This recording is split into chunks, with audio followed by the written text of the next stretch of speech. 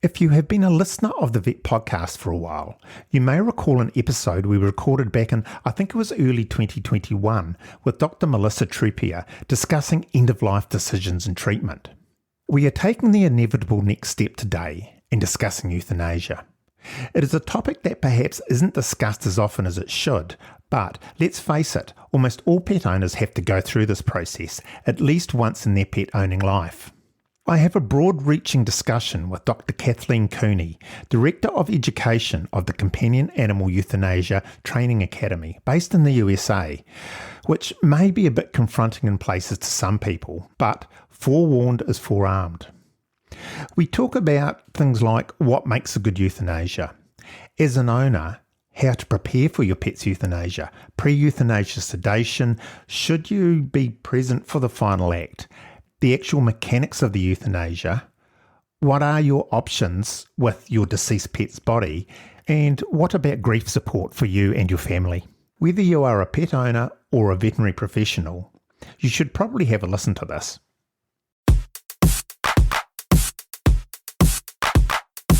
You are listening to the Vetpodcast, presented by veterinarian Dr Brian Greger from New Zealand. Join us as we discuss pet health issues from around the world.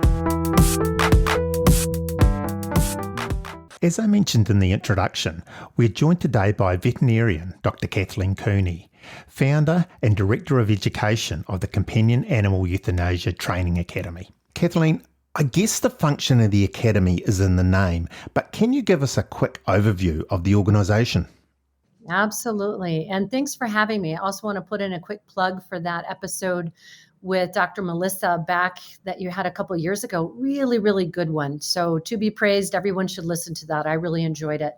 So the Companion Animal Euthanasia Training Academy is built to provide outstanding education for the caregiver, for the veterinary team, so that they can improve the euthanasia experience, in particular for the pet, for the animal who is sharing its last day with us. And we want to make sure that that experience is very beautiful, very safe, very meaningful, and that our families get to say goodbye in a manner they want to say goodbye in. And so we founded this organization about 5 years ago, 2017. And we teach veterinarians and veterinary technicians, veterinary students from all over the world on these best practices, because we wanted to take what most veterinarians learn in vet school and vet college to the next level. Not enough is taught yet in veterinary schools. And there's even some research out there that shows that maybe anywhere from 3 to 5 hours is all veterinary students get taught about euthanasia. So while very important, we knew that we could do more. Let's have a look at you first, shall we? Obviously a veterinarian. You're in, I guess, a fairly specialised branch of veterinary medicine. How? Why? Yeah, good question. So first of all veterinarians who are licensed to practice medicine can perform euthanasia. And then depending on where in the world we're at, veterinary technicians may be able to do it as well. And in the shelter setting, there's a role called euthanasia technicians, wherein they might be helping with euthanasia for shelter animals. Me in particular, I went through veterinary school thinking that I'd be a horse vet. Then I fell in love with dermatology and the skin conditions, and then cancer care. I was all over the board, just a true life learner. And when I ended up getting into private practice, I was gravitating towards those families having to say that such a personal, intimate goodbye to their pets. And before I knew it, my team was scheduling me all the euthanasias at our hospital, and I could help families all day long. It really, really spoke to me. And what a blessing too, that so many other veterinarians feel that way and don't shy away from euthanasia appointments, that they actually step into that role with open arms and open hearts to help families at such a difficult time. I'm going to go right to the end game here, Kathleen, and then we'll move back. What is a good euthanasia? The $1 million question right there.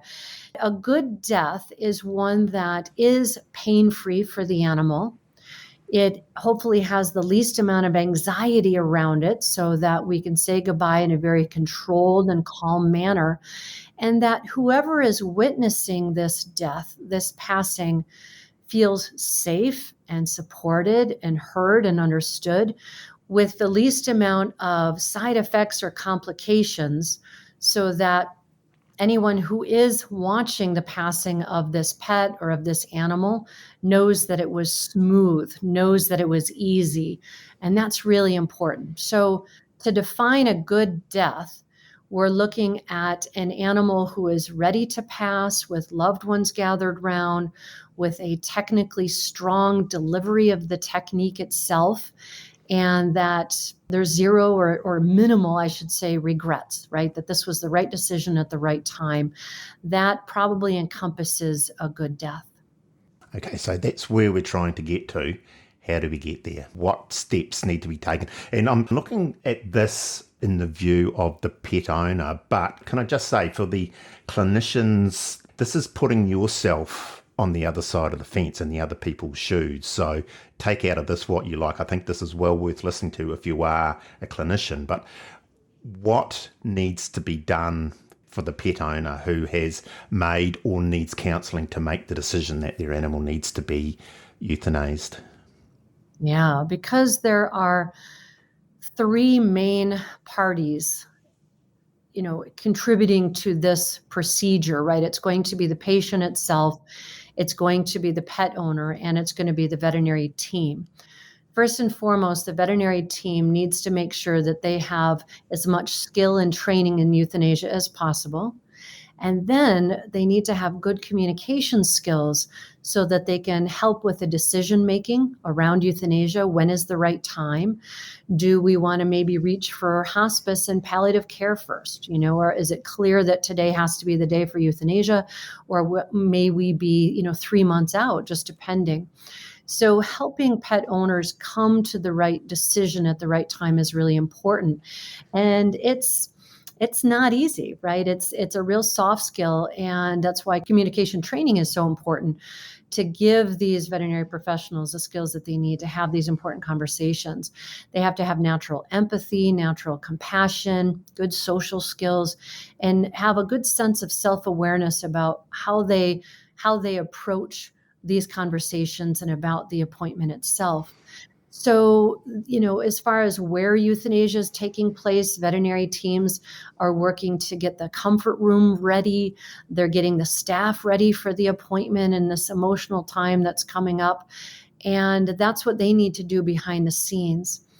And then for the pet owners, they have an opportunity to be their own best advocate in what they're looking for in this appointment, right? What is best for their pet? What is best for them, their family, or anyone else involved in this decision and the appointment itself. So they can think about who's going to be present for euthanasia, where is it going to be, right? In fact, this day and age, we've got the option to be in the hospital and we've got the option to be at home. Might be at a favorite park, just depending on the situation. So, when and who and where, and then how do we want things to play out? Do we want this to be a bit of a ceremony where we can have readings and where we can have music, where other pets can be welcomed, children, anyone who wants to be there? And these are things that can be talked about within the family unit, then shared with the veterinary team as well, so that again, the appointment rolls out, moves forward in the best way possible. And of course, the one who really benefits from all of this is the pet, right? And their final moments and their final day, they have loved ones gathered around. It's comfortable, it's peaceful. All the I's are dotted and all the T's are crossed. So how about the owners that don't wish to be present at the euthanasia? People can feel quite guilty because they weren't supporting their pet, but they really don't want to be there. Should they be present? Oh, good question again. It's so personal. It really is. And after all of my years doing this work, I've helped well over 10,000 families and pets at this stage. I would say that 80% or more of families decide to be present. In fact, a recent survey that we did with pet owners showed that the vast majority want to be present. But those who choose not to be, there's a variety of reasons behind it. And any veterinary professional should remain open to those reasons, to hear what they are and reserve judgment.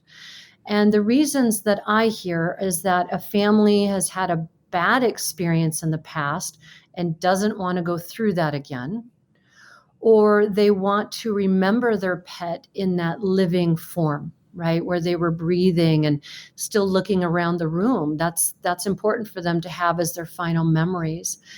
And there's also instances where, for whatever reason, owners have not allowed to be present, where, depending on the techniques that's chosen or the comfort of the veterinary professionals, have said, maybe not to be here for this time. So to your point, it all comes down to education and communication of, let's talk through what's going to happen. And with those families, in my experience, that have had a bad experience before, wherein the pet's passing just wasn't as smooth as what they wanted, there were complications, and they're worried about that happening again, we talk through that. Why did maybe that occur last time? And what's going to be different this time? And if possible, with certainly what is evolving within euthanasia and veterinary medicine, is to provide pre-euthanasia sedation so that the pet is sleeping before they pass. I remember one family many years ago saying to me that the reason that they didn't want to be present for euthanasia is because they remember their dog looking them in the eyes almost with a pleading look of why. Why would you do this to me? And boy, that absolutely has haunted them for years. So when we talked about the benefit of sedation first and allowing their pet this time to be very comfortable in sleep and unaware of what was taking place, they were relieved. Right now, this seems like a win-win, where they can be present and then not have that such a stark change from life to death. And for families who are interested in staying present for the sleeping part of it, they can still then step away when their pet is sleeping, and they don't have to be present for the actual death itself. So that meets their needs to, be there to calm their pet and to be there in support, but not actually see the passing, right? And one of the concerns that we have with euthanasia, if owners are not present, is what does their pet think? What is their pet feeling? Are they worried? So by giving a sedative and allowing the pet to fall asleep with the owner still present, then the owner can leave at that point if they want, with the memories of their pet sleeping and comfortable, but yet not have to actually see the passing. But I'll just share this as well, that of those families that have said they didn't want to be present, but decided to be present for that sedation time, to remain there with their pet, most of them have chosen to stay all the way through the euthanasia because they can see the peace and comfort their pet now feels in the sleep state. What's your thoughts after the euthanasia has taken place on the owner taking their pet home with them so they can spend a little bit of time with them and the family before they bring it back or go to the crematorium, or if you're doing a house call euthanasia, leaving the animal there for a wee while before they'll pop it down for the next step? My thoughts are to ask the family what's important to them, and if spending time with their deceased pet helps them to move forward in their grief journey, then that's the right answer, is to be able to be with the body for whatever length of time they want. And in my experience, that can be upwards of 3 days. That's fairly common in the Buddhist religion, to allow time for the spirit or soul to exit before anything is done with the body. So I've seen families that just want to be with the pet for 10 minutes to an hour, to your point of holding overnight, waiting the next day. But the right answer is to give them the choice and not to force them to say goodbye too quickly. So the options are to drive the pet to the crematory or the pet cemetery facility themselves, and to make that connection with the aftercare company, which I think is wonderful. And more pet owners are choosing to do this because otherwise they really don't get a chance to build the relationship with the pet crematory staff, of which often are wonderful, good people who have gotten into this profession to do just that, to support these owners in such a dark time. The other choice is if a pet has passed in the hospital, to just give more time and space there, an hour to 2 hours to be with the body, maybe in a private room somewhere, or the pet may go off to the crematory and there can be a viewing or a visitation the next day, right? Where it doesn't all have to be at the same day of euthanasia. It's important to give time to process this new reality, right? To transcend into this new normal. And one of the things that I've always shared with my families and with colleagues out there is how during euthanasia, we are literally closing a chapter in this book, right? Might be the book itself, or just, a chapter in this story wherein we have to have time and space to accept it and to just be in that moment and to breathe it in. So to cut down on the rushing and got to do this, got to do that is really important. And let's just be open to what the family needs. Just one final thing while we're talking about the pre-planning. Something that I was always fairly keen to do is to get all of the mechanics out of the way before the actual process starts. There's, in most countries, there need to be euthanasia consent forms, payment details set up and all of those sort of things. So there is nothing worse than having the family after the fact huddling around the reception desk organising payment with, all of the emotion and the tears and the children wailing. If people can get that done prior to the event actually taking place, and then the process is done and they can just leave with dignity out of the clinic. Actually, another thing that's just occurred to me too, which always tried to do, was to make sure that the euthanasias were, if they were being done in the clinic, weren't done in the middle of a busy consult period. And this is something that you as an owner can actually ask, do you mind if you see me last thing in the day? Or, a lot of clinics will actually have time put aside for euthanasias, because there is nothing worse than somebody sitting in the waiting room with an animal which is going to be euthanized, and the person next to them turns round, gives the dog a rub under the cheek and said, what a lovely dog, what are you here for? And it's hard for both sides, well, I'm here to have him put down. The owner's feeling awful about it, and then the guy sitting next to him who was just being friendly is feeling equally as bad. So, just get it out of the mainstream timing, I would imagine. Absolutely. Well, you're singing my song with regards to getting some of those details and logistics done ahead of time in that pre-planning phase. So asking a family, again, where do you want to be? Where, who would you like to be there? What time would you like to come in? Is it a time that fits in the schedule of the day for the hospital, for the staff, so that they can really give full attention? And it's often at the end of the day, to your point, where things are starting to calm down. It might even be right after the lunch period. It just depends. It all depends on the hospital culture. But if we can get payment done over the phone, so that we're not handing over cash and credit cards and checkbooks and those things during the appointment, that's a step in the right direction. And so more and more veterinary hospitals are getting all of these details worked out before the family and the pet even walks through the door, so that no money has to exchange hands. And really all the staff is doing during the appointment ahead of time is confirming details, making sure that between the time the appointment was set and when the family arrives, that nothing has changed. But if it has changed, such as maybe a family was thinking about having what's called here in the United States a communal or group cremation, so that the ashes will be spread. And maybe now the family's decided they want to keep the ashes that's something that can be arranged right there at the veterinary hospital and do that without too much difficulty. And then the veterinary teams can provide grief resources and those things after the consent form has been signed. And now we're moving forward into the medical procedure itself.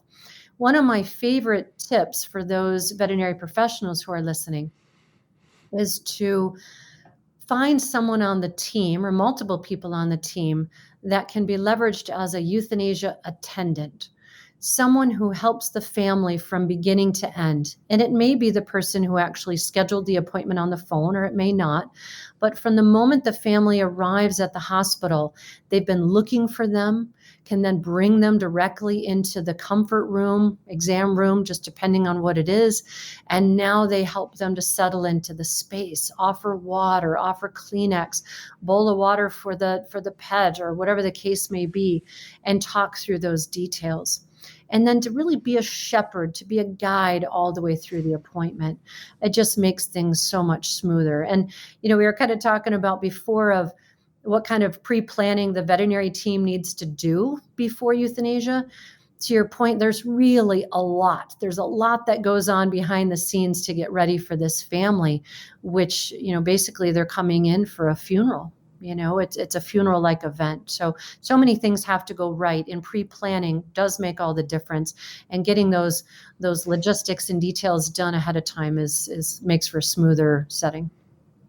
What I want to do here is just take another wee step, and this is probably a wee warning if you are slightly squeamish. Maybe now might be a good time to go and make a cup of tea or a cup of coffee. But can you just very generically talk us through the euthanasia process?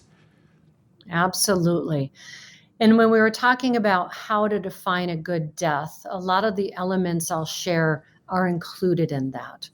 So the euthanasia appointment, modern approach right now is to provide the pet first with a pre-euthanasia sedative, and that's typically given underneath the skin in some way. So just underneath the skin or into the muscle to relax the pet into a very deep sleep. And that will occur within a few minutes' time.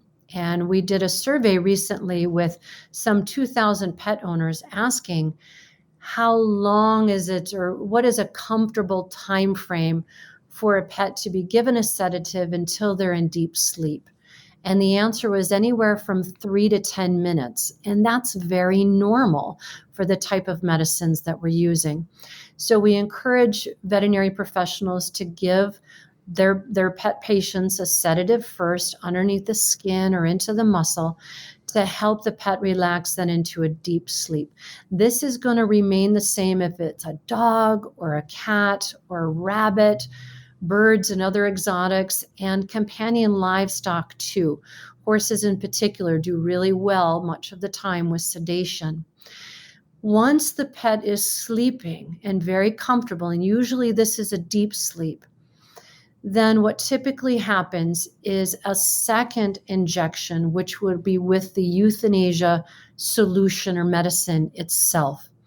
The veterinarian gets to decide how that medicine is given, of whether or not it's going to be into the vein or into another location in the body, such as into an organ. Now, as long as the pet is in very, very deep sleep, giving euthanasia solution into an organ is very peaceful. And it's done that way because the drug itself needs to get into the bloodstream. So it's either going to go into the vein or into an organ. Organs have a lot of blood, have a lot of vasculature, vessels, veins, those things that we're familiar with. And what the body does then with the drug is it pulls it up to the brain. Euthanasia, with the typical euthanasia solutions that we use in traditional veterinary medicine, is known as a barbiturate. It's an overdose of an anesthetic drug, which is what a barbiturate is. And those work on the brain. So it renders the pet first unconscious and leads to brain death, and then the breathing stops, and then the heart.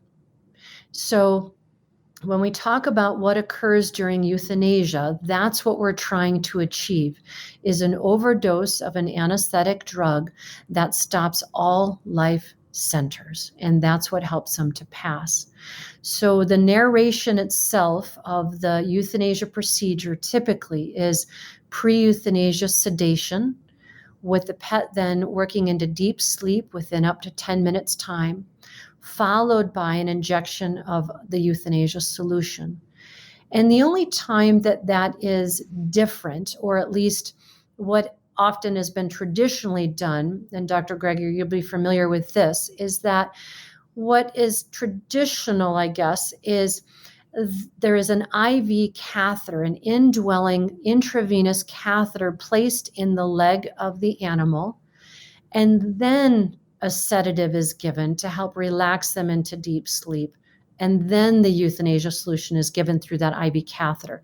So in today's world, that can still be the approach, or it can be where the pet is given sedation before any technical aspect is done. Then when they're sleeping, then the technical aspect of euthanasia is carried out. Now, the actual death process itself is something which can take people aback a little bit. Most of us have seen death scenes on television or in the movies where, there's a little exhale of breath and fluttering of the eyes and then peace. That's not quite how it works in the real world. How do you explain the process of death to people? When describing death itself, it's helpful for veterinary teams to let families know, first of all, what sedation looks like, such as the animal's going to get very sleepy, they're going to want to lay down, they may take some deep breaths and deep sighs. The pet may move their legs a little like they're dreaming. That's all very normal behavior while they sleep. And then for euthanasia itself, we can expect the body to go through changes as it releases energy. So when the heart is stopped, we can see the body take what are called agonal breaths. And it's a horrible word because it sounds like agony, but we can also kind of rephrase it to be agonal, which is basically no breathing, but it's a reflexive breath. And the way I describe it to my families is it's the body's way of releasing energy. It's extremely normal. And animals who die naturally on their own take those deep reflexive breaths. So it's normal in euthanasia and it's normal in natural death. And that's probably the most important takeaway.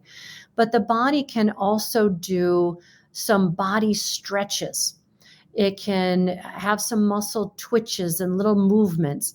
Again, very normal and natural, and the body's way of releasing energy. So as long as those present know what to expect and to not fear what they see, then it makes for a smoother experience. So here's a wee ethical conundrum, Kathleen.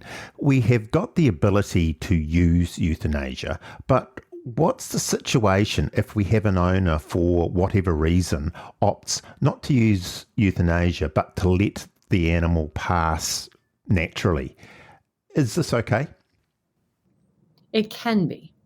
So hospice-supported natural death needs to be a part of that description. So if someone just says, I want to take them home and allow them to die naturally, then they need to understand what natural death looks like. That there could be pain, that there could be seizures, that there could be difficulty breathing and vocalization, and that it's not likely going to be as quick as what they want it to be. So therefore, we require hospice support during that time. In other words, it's palliative medicine. We're not curing anything, but we're just trying to maintain comfort. We're trying to reduce away what death feels like and just make it smooth. So that would include pain management, sedatives, maybe oxygen support, and there tends to be a fair amount of education that pet owners need to prevent their pet from suffering. right? Because that's really what we're worried about, is that the pet is going to be in a lot of discomfort and struggle in those final moments. So as long as the veterinary team can step up and the pet owners are willing to partner in and provide that type of detailed and involved care, natural death can occur and can occur beautifully. But it's not for the faint of heart. I mean, this is really a dedicated path that everybody needs to understand the complexities of it and work in collaboration to prevent suffering. So, can we just move to after the fact now? The euthanasia has been performed. What are the owner's options with the body of their beloved pet? Good. So, deceased pet body care has been evolving considerably in the last, probably 10 years in particular. The standard in our modern times is cremation, flame cremation in particular, where a family can choose to have their pet's ashes returned to them or to have them spread somewhere on the crematory grounds or a designated location. So that's the most common choice. The second choice is aquamation or water-based cremation, which uses water and salts to gently reduce the body down to bone. Then that bone is dried and processed into ash. And again, the family can decide if they want to keep the ash or have it spread. Another option is pet cemetery burial or home burial. And home burial is important to get those rules and regulations right of what's allowed and what isn't allowed, especially since so many animals are euthanized with barbiturates. And those are considered dangerous to wildlife and to the soil and groundwater. So it's important that if a home burial is going to be carried out, that it's done safely. And a typical recommendation that we have here in the United States, which may be similar to other parts of the world, is to make sure to lay a pet deep enough to cover them with at least 3 feet of earth. So typically going down about 4 feet, being careful of buried power lines and water lines and tree roots, making sure that they're allowed to bury there and so on. So again, flame cremation, water-based cremation or aquamation, and then cemetery or home burial. And then just kind of coming forward right now is the option of composting and freeze drying. And they're not as popular. And again, depending on where we are in the world listening, it may have never even been heard of before, but those are growing in consideration. And the veterinary team can help to make all of these arrangements with pet owners, or pet owners can take it upon themselves to contact the local pet crematories or facilities in their areas to learn what's available, all the options, and to make arrangements directly themselves. Just to finish off here, there is no doubt that euthanasia of a beloved pet can cause a huge emotional toll on the owners and the families. What about emotional support for the family? Where do people go for that? So grief support for grieving pet owners can be found, I'm glad to say, many resources all over the internet, but there are online chat groups. There are many articles that are written. There are many books that are available, many books, to help with adult grief, with child grief, complicated mourning, just countless wonderful resources that are out there. And the Companion Animal Euthanasia Training Academy, just so you know, does have many blogs that are written on our CADAinternational.com site to help veterinary professionals to support pet owners. But we also have a lot of blogs that will help the pet owners to prepare for euthanasia emotionally and with the details that are important to them. And then those blogs have a lot of information about the bereavement side of it. And we are getting to the point in our academy where we're going to have as much information forward facing to pet owners who are faced with this type of loss, as we do the veterinary profession. So keep us as a resource. But again, there are a lot of good opportunities out there. And I'll end with this particular question by saying that a survey that we did a couple of years ago, looking at what pet owners want with regards to aftercare and grief support, show that many of them will seek out friends and family to talk to, so hopefully they understand what they're going through and are hopefully receptive to listening, right? That aren't going to hold judgment or anything like that and say those crazy things like it's just a dog or it's just a cat, which we know that's not the case. So hopefully our listeners have good people in their sphere and their friends and their family that can listen and be very supportive. But there are pet loss support groups out there, online, in person. There's one-on-one counseling. And it's continuing to grow as the human-animal bond grows. There are growing opportunities for grief support. And I think, Kathleen, this is probably a good place to just wrap up this conversation. Look, thank you so much for taking the time to talk to us about what is often a very difficult topic and to do it with so much compassion. Thank you. You're welcome.